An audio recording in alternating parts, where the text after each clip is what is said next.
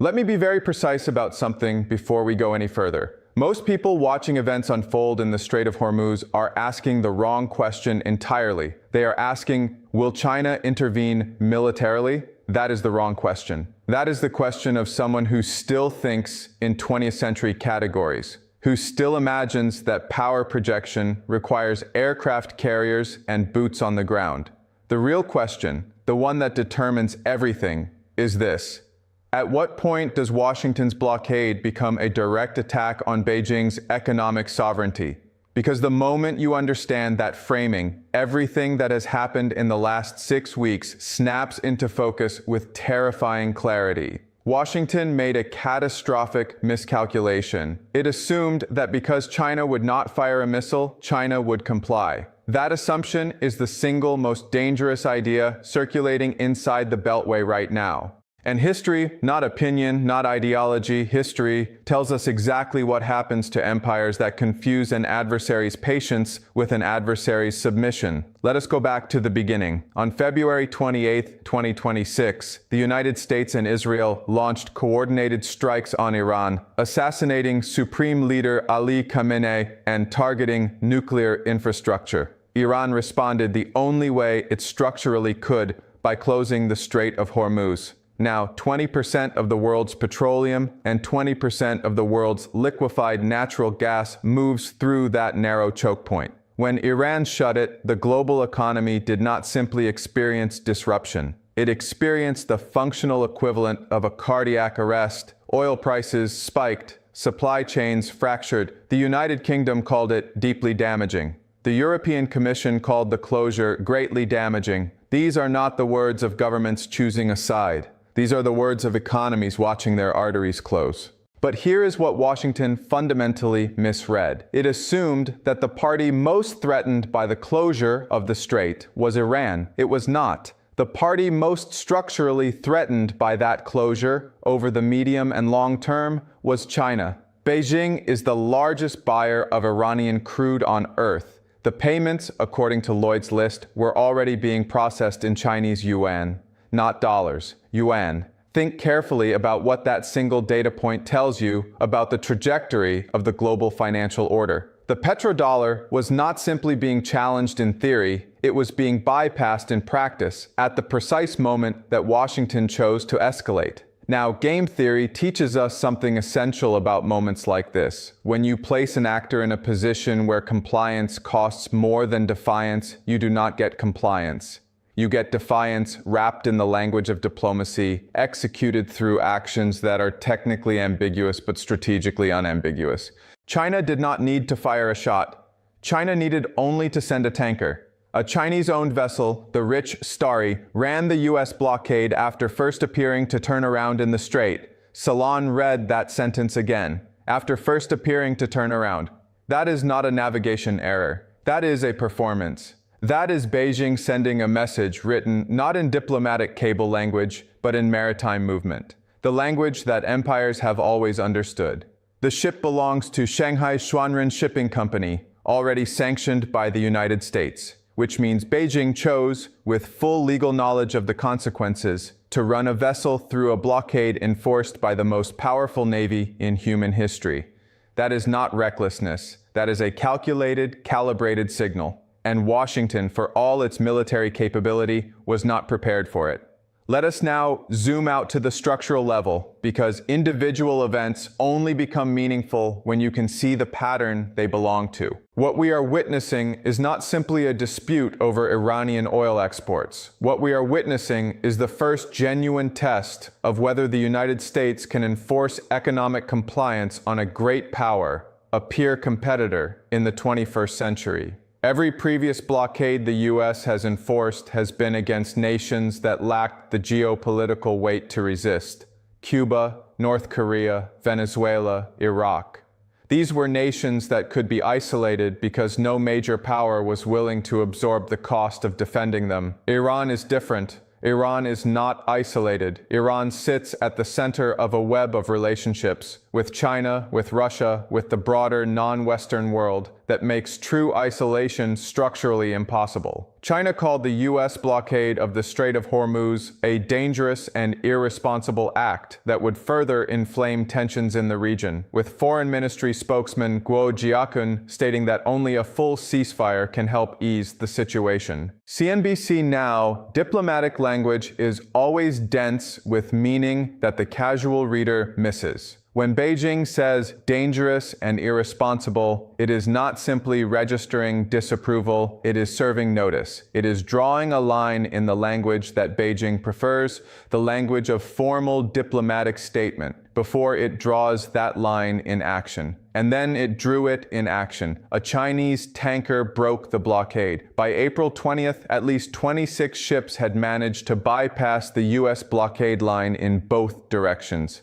Wikipedia, 26 ships. The blockade that was announced with the full weight of American military power, over 10,000 U.S. personnel, more than a dozen warships, dozens of aircraft, was being eroded not by Iranian military resistance, but by the commercial logic of nations who could not afford to comply. This is the trap. This is the exact trap that structurally predictable imperial overreach always produces. Washington has now placed itself in a position where enforcing the blockade means directly confronting Chinese commercial vessels, which means directly confronting Chinese economic sovereignty, which means directly confronting China. And not confronting China means watching the blockade dissolve ship by ship, tanker by tanker, until the instrument of pressure becomes an instrument of humiliation.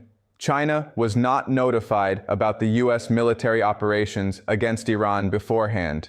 Ministry of Foreign Affairs of the People's Republic of China. That is a detail that Washington's architects of this campaign may have considered a minor diplomatic discourtesy. Beijing experienced it as a declaration of intent. When the world's second largest economy, one with which you are deeply economically entangled, is not consulted before you launch a war that closes 20% of global oil trade, you have not simply bypassed a courtesy.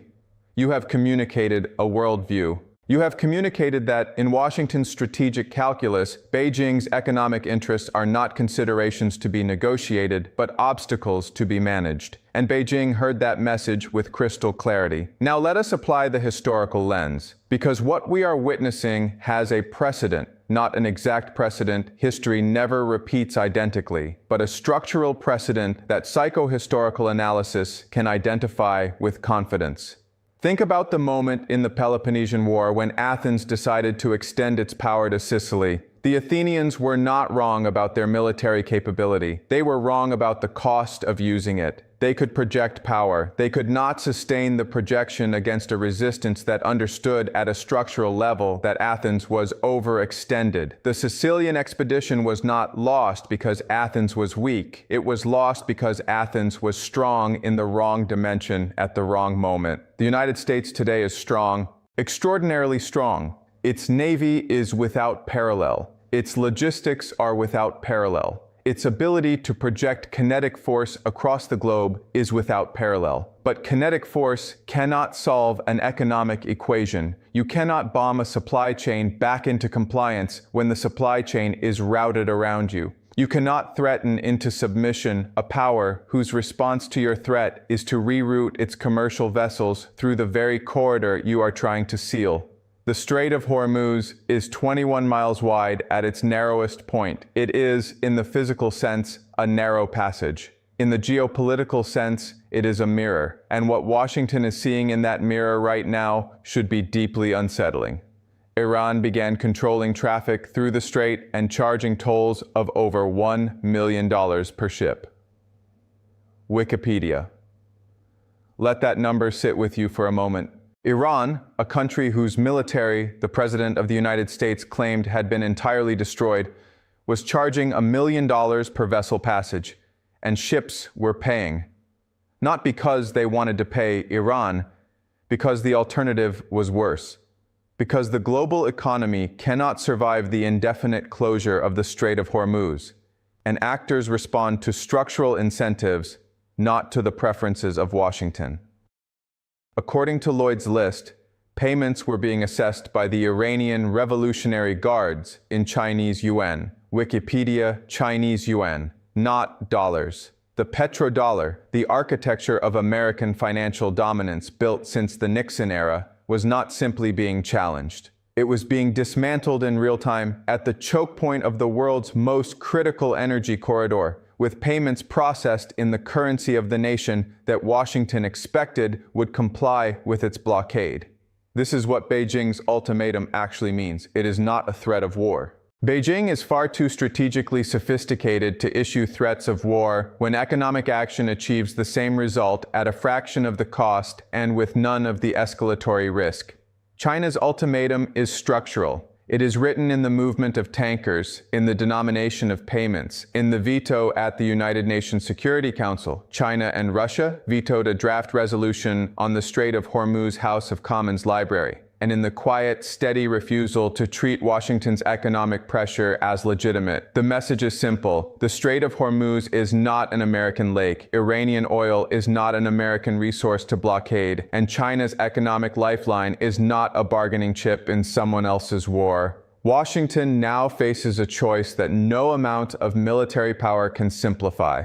It can enforce the blockade against Chinese vessels and risk a direct confrontation with a nuclear-armed peer competitor at a moment when its military is already stretched across an active conflict with Iran. Or it can watch the blockade fail, ship by ship, and absorb the strategic humiliation of a declared policy being openly defied by the world's second-largest economy without consequence. There is no third option that preserves both American credibility and American restraint. The trap has closed. And this is the lesson that every aspiring hegemon eventually learns. Not from textbooks, not from think tanks, but from the actual structure of power as it plays out over decades and centuries. Dominance is not a permanent condition. It is a temporary equilibrium, sustained only as long as the costs of challenging it exceed the costs of accepting it. The moment you force a great power to calculate that those costs have flipped, the moment China must choose between absorbing the economic damage of blockade compliance and absorbing the reputational damage of public defiance, you have already lost the strategic game, regardless of how many warships you have in the water. The blockade did not break because China fired a missile. The blockade broke because China sent a tanker. And that single distinction tells you everything you need to know about how power actually operates in the 21st century, and why the nation that understands that distinction will write the history of this era, while the nation that doesn't will become a cautionary chapter within it.